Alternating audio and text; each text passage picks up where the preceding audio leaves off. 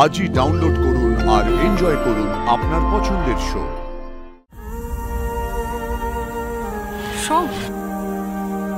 কি হয়েছে, দাঁড়িয়ে রয়েছো কেন? চলো।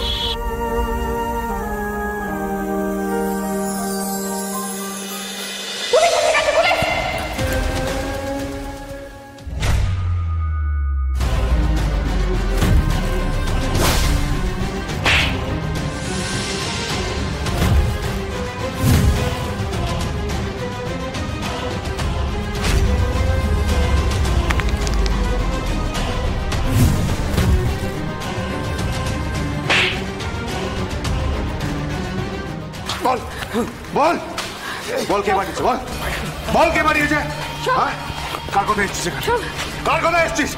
মেরে দাও তো কাজে, ওকে খুন করে দেবো। ছেড়ে দাও ওকে, মেরে ফেলে আমরা জানতে পারবো না যে ওকে কে পাঠিয়েছে। সব সব ছেড়ে দাও ওকে, ছেড়ে দাও।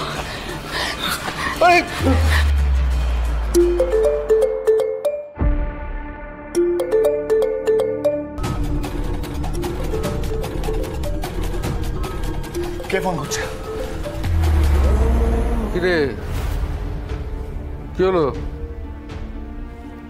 বাবা, ওরা তো কেউ ফোন ধরছে না। দাঁড়াও, আরেকবার করি।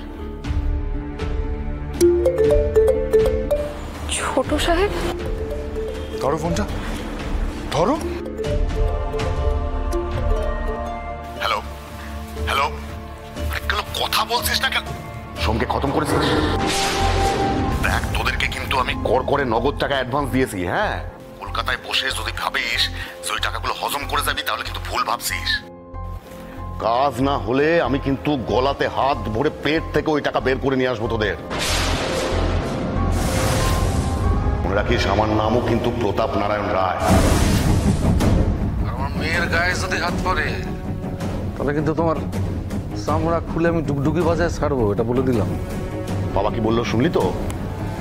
Hello, hello. বাবা আর দাদা এতটা নিচে নেমে গেছে, এতটা নিচে? ছি ছি ছি ছি ছি।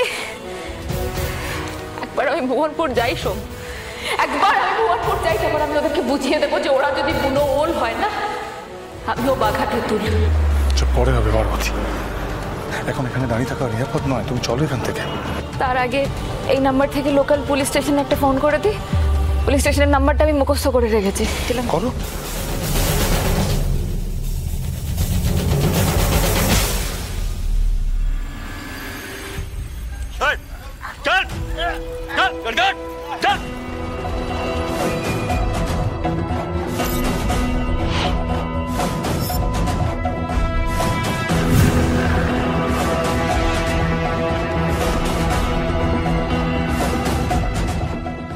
হ্যাঁ নিন ম্যাডাম, আপনার ফোন আর আপনাদের বাকি জিনিসপত্র সব থানায় রাখা আছে, কাইন্ডলি এসে নিয়ে যাবেন। বেশ, অনেক অনেক ধন্যবাদ আপনাকে।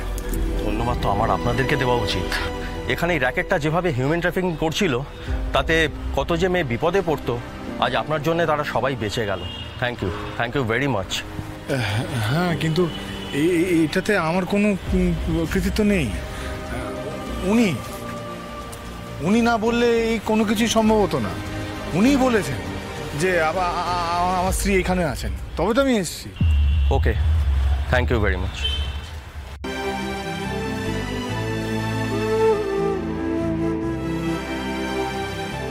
আপনাকে যে কি বলে ধন্যবাদ জানাই না, মানে ধন্যবাদ জানিয়ে আপনাকে ছোট করতে চাই না, কিন্তু তাও আপনি যদি না থাকতেন, আপনাকে যদি না দেখতাম, তাহলে এই কলকাতা শহরে যে কাউকে বিশ্বাস করা যায়, এই ধারণাটা না নিয়েই আমি ভুবনপুরে ফিরে যেতাম। নিন। এটা আরে শহরে এসে শুধু তেতু মুখ নিয়ে ফিরবেন? একটু মিষ্টি মুখ করুন। নিন, এটা রাস্তায় খেয়ে নেবেন। এবার আমরা যাই, অনেকটা দূর ফিরতে হবে, অনেক দেরি হয়ে গেছে। হ্যাঁ, যাই নয়, বলুন আসি, আবার আসবেন। তবে হ্যাঁ, এখানে নয়। আমি আসি, আমার তো আমার চা বন্ধ করতে হবে। আসি।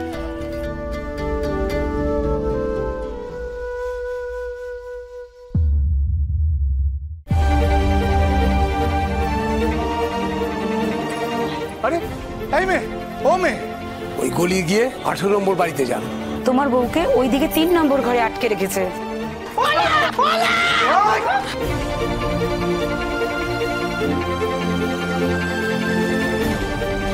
সোম,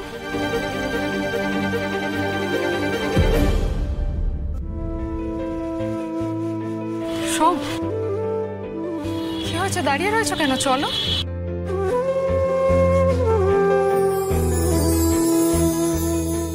পারু, পারু, পারু, আমি তোমাকে ছাড়া থাকতে পারবো না। আমার খুব ভয় লেগেছিল। আমি জীবনে প্রথমবার এত ভয় পেয়েছিলাম, জানো তো।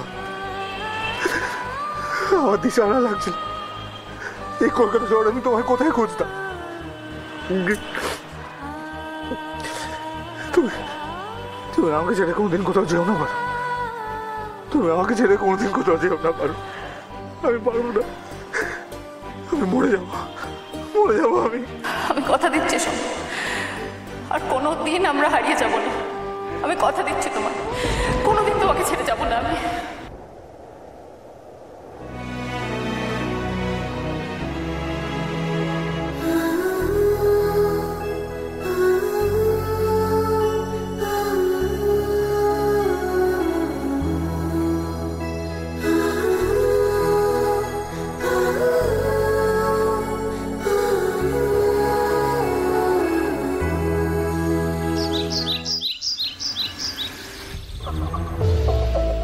নিন, এখানে একটা সই করে দিন।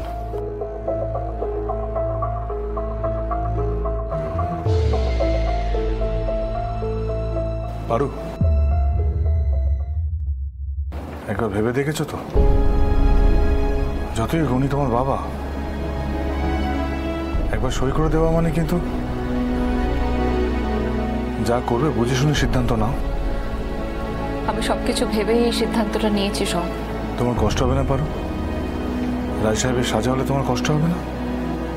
কিন্তু তোমার বাবা, বাবার শাস্তি হলে কোন মেয়ের কষ্ট হয় না বলো তো? কিন্তু আমি যদি সাক্ষীটা না দিই, আমার যে আত্মগ্লানি, সেটা আরো অনেক বেশি কষ্টের সোম। আমার বাবা সারাটা জীবন ধরে জেনে হোক বা না জেনে হোক আমাদেরকে অনেক কষ্ট দিয়েছে, আমার জীবনে অনেক ক্ষতি করেছে। আমি কিচ্ছু করতে পারিনি। আমার মা, আমার ছোট ভাইটা সারাটা জীবন ধরে অনেক কষ্ট পেয়েছে, ওদের ওপর অনেক অন্যায় হয়েছে। আমি কিছু করতে পারিনি ওদের জন্য। কিন্তু আজকে তোমার ওপর আমার বাবা যে অন্যায়টা করে চলেছে, সেটা আমি আর মুখ বুজে মেনে নেব না। আমি আর চুপ থাকবো না সোম।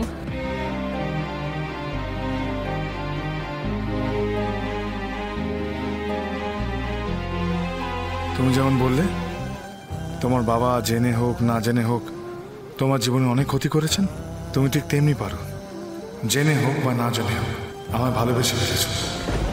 নাহলে আমার জন্য এভাবে নিজের বাবার বিরুদ্ধে সাক্ষী দিতে পারতে না তুমি।